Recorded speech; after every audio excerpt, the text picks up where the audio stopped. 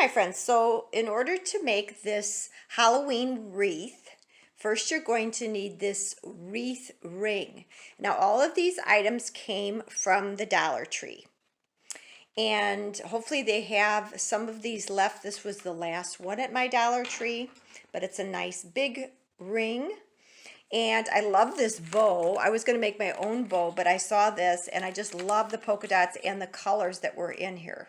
So I'm going to use this.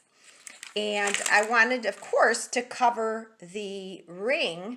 So I'm going to do two different ribbons. One is a sparkle mesh. And if you can see that, it has little gold spider webs. And then this one is just a black mesh, and it has a little bit of a sparkle like to it, and I think it's just the fabric itself. So I'm going to go ahead and I'm going to first cover the ring with this, and then I'm going to add this as an accent on top of it. And then I have gotten some accessories, picking out the colors in the bow. I got these real pretty sparkly purple pumpkins with the gold accent.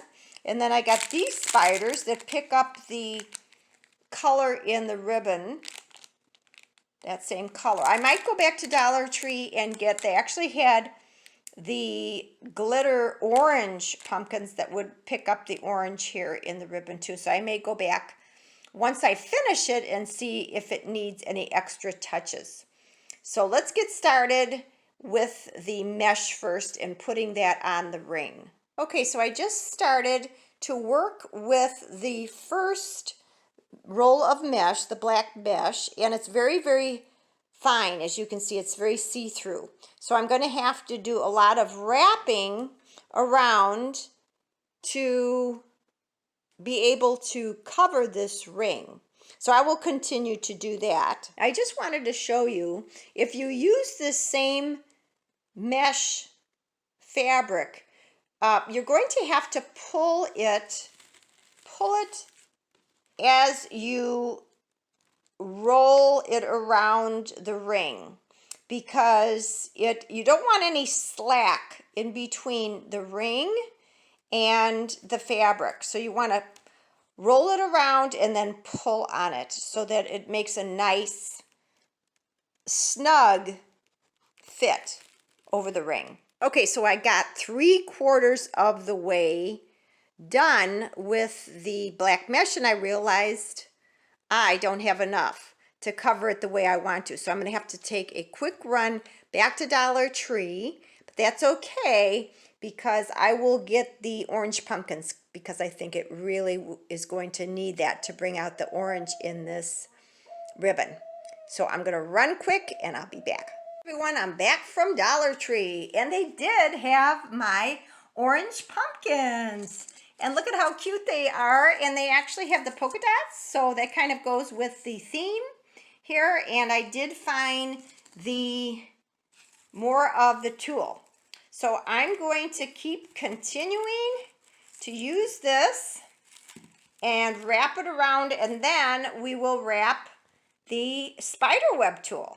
I just want to show you that there's bumps in the road when you're creating something. When I unwrapped the black tulle, I realized that it was a different fabric. So I don't think it's going to really matter though. Sometimes you can keep going even though you have a fork in the road, because what I'm going to do, this section that I have the different ribbon or tulle, I'm going to put the bow. So it's going to be covering that up anyway, so it's not going to be noticeable. So don't give up, my friends. Now I'm going to take this second tulle and I'm going to wrap it on the outside of what I have already covered with the wire wreath. So I'm going to show you how I tack it down. My handy glue gun, of course, that I'm using, and I just take a little bit of the hot glue. Be careful, because as we know, we have all burned ourselves. And then let that dry for 20 seconds or so, and then we could start wrapping that around the wreath. Okay, I just wanted to show you as I'm working with it how it's looking, and I didn't want, use your own judgment for your creativity, but I didn't want the whole entire wreath covered with this extra layer of gold spider tulle. So I am spacing it to work around by just bringing it through and then looping it over, and I'm going to do that all the way around the wreath. So I'm very happy to say that I have extra material, so I'm going to try to see if I can use this as part of the ribbon. So I'm going to go ahead and cut this and glue gun this extra piece of tulle down, and then we'll put on the bow. I am covered with glitter. As you can see, there's a lot of glitter here on my surface, and I really like the way that this tulle covered the wreath, and the spider web, the gold spider web, is making it really, really shiny. So let's go ahead and put on the bow. What you can do at this point is you can move your bow around and see where you want to put it, if you want to put it down at the bottom. Because of the size of the bow, I decided to put the bow at the very top of the wreath. So make sure you have it centered and press down. Now I can go ahead and see if I can do something with this extra fabric. I'm not sure whether I'm going to use it. I'm going to just see how it looks, maybe draping it underneath this other ribbon. Okay, while I was playing around with this bow, it actually came off. It wasn't quite dry yet, but then I decided to put this extra piece of tulle down as a second kind of bow complement to this. So now I'm going to re-glue this on top. So you see this type of effect that I was going for. We crafters always have to improvise. So when I tried to just get an idea of the placing of the pumpkins, I realized that they didn't lay right because they were so round. So I'm actually cutting, I'm using my X-Acto knife and cutting the pumpkins in half. They're styrofoam.